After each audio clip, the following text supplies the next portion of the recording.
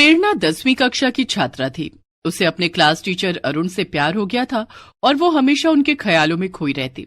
फिर क्या हुआ, जानने के लिए देखते हैं क्लास टीचर से प्यार। अरुण सर क्लास में बच्चों को पढ़ा रहे थे, लेकिन प्रेरणा का ध्यान पढ़ाई पर नहीं था। वो सिर्फ अरुण सर को देख रही थी। प्रेरणा, तुम्हारा ध्यान किधर है? जी यही है सर। तो बताओ, अभी मैं क्या पढ़ा रहा हूँ? जी वो प्रेरणा चुप थी, क्योंकि उसे पता ही नहीं था कि अरुण सर क्या पढ़ा रहे थे। क्लास के सभी बच्चे हंसने लगते हैं। तुम सब चुप हो जाओ, किसी पर हंसना अच्छी बात नहीं है। प्रेरणा, तुम 10वीं कक्षा में पढ़ती हो, तुम्हें इस बात का बहुत ध्यान रखना चाहिए और अपनी पढ़ाई पर ध्यान देना चाहिए। तुम्हारे बोर्ड एग्जाम्स आने वाले हैं, अगर तुमने रिजल्ट अच्छा नहीं किया तो मेरी बहुत बदनामी हो जाएगी। मुझे माफ कर दीजिए सर, मैं अपना ध्यान पढ़ाई में लगाऊंगी। ठीक है, बैठ जाओ। सभी बच्चों ध्यान से सुनो, कल रविवार है, कल छुट्टी है, इसलिए मैं तुम लोगों को कुछ होमवर्क दे रहा हूँ। सोमवार को सब अपना अपना होमवर्क करके लाना। रविवार सुनते ही प्रेरणा उदास हो जाती है और मन में सोचती है, कल स्कूल बंद है, मैं स्कूल नहीं आऊंगी तो अरुण सर को कैसे देखूंगी। अरुण सर कितने हैंडसम हैं, इनको जब तक ना देखूं तो मेरा मन ही नहीं लगता। मैं अरुण सर को कैसे बताऊं कि मैं उनसे कितना प्यार करती हूँ। शाम को छुट्टी के बाद सभी बच्चे घर चले जाते हैं। दूसरे दिन रविवार की छुट्टी थी। प्रेरणा देर तक सो रही थी, तभी उसकी माँ सुजाता उसके कमरे में आई। प्रेरणा, बेटी प्रेरणा, उठ जाओ, सुबह के 10 बज चुके हैं।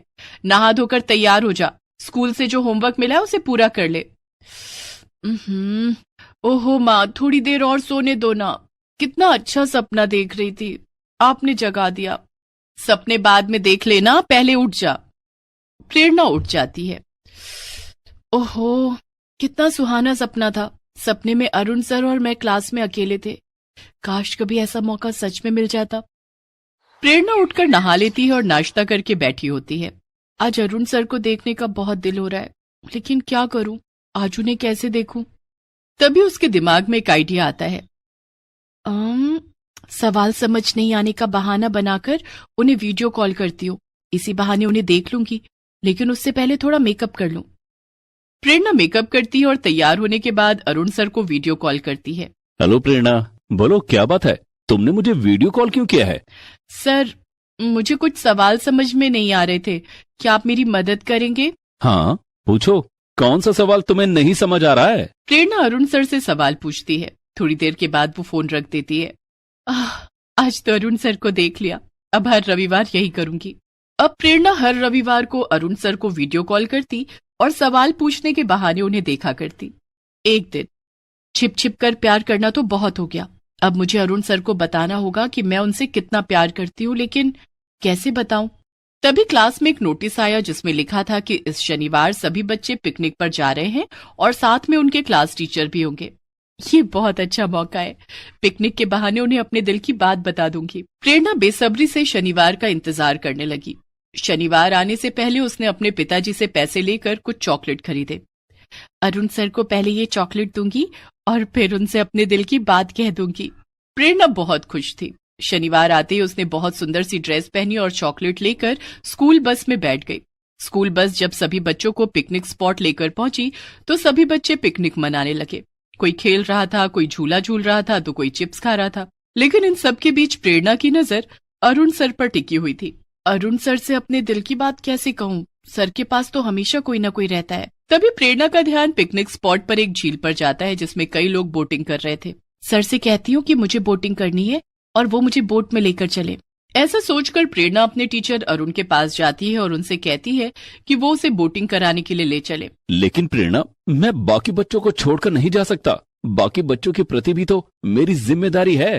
प्लीज सर, बस थोड़ी देर के लिए चलिए, मैंने कभी बोटिंग नहीं की, आज मैं बोटिंग करना चाहती हूँ। ठीक है, चलो। अरुण सर प्रेरणा को लेकर झील में बोटिंग कराने के लिए जाते हैं। बोट में बैठने में अरुण सर प्रेरणा की मदद करते हैं और उसका हाथ पकड़कर उसे बोट में बिठाते हैं। ये सब प्रेरणा को बहुत अच्छा लगता है। फिर दोनों बोटिंग करने लगते हैं। तभी प्रेरणा अपने बैग से चॉकलेट निकालकर अरुण सर को देती है। ये क्या है प्रेरणा? ये चॉकलेट है सर। लेकिन मेरे लिए क्यों? क्योंकि आप मेरे लिए बहुत खास हैं।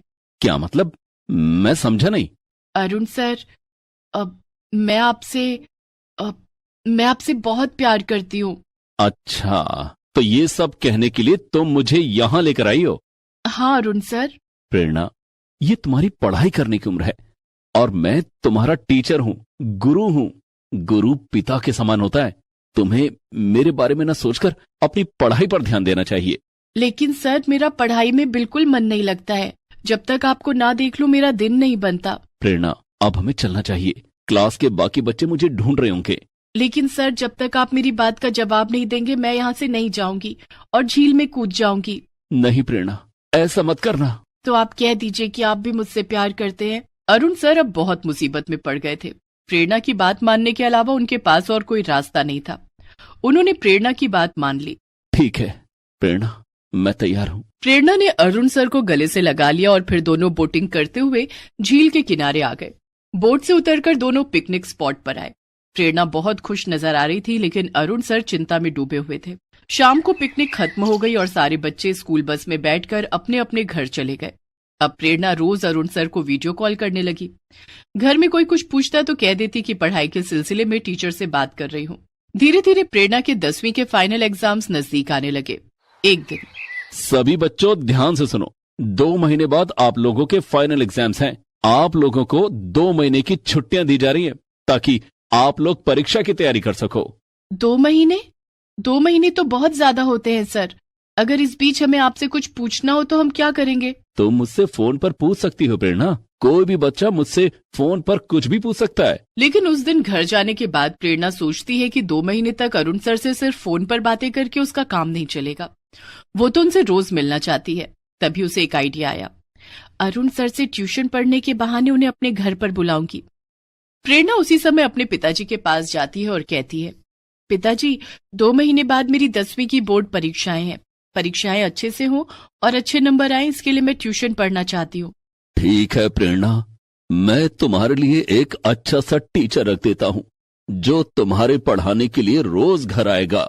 पिताजी, आपको टीचर ढूंढने की कोई जरूरत नहीं है। अरुण सर है ना, उनसे अच्छा टीचर और कोई हो ही नहीं सकता। क्लास के सभी बच्चे उनकी बहुत तारीफ करते हैं।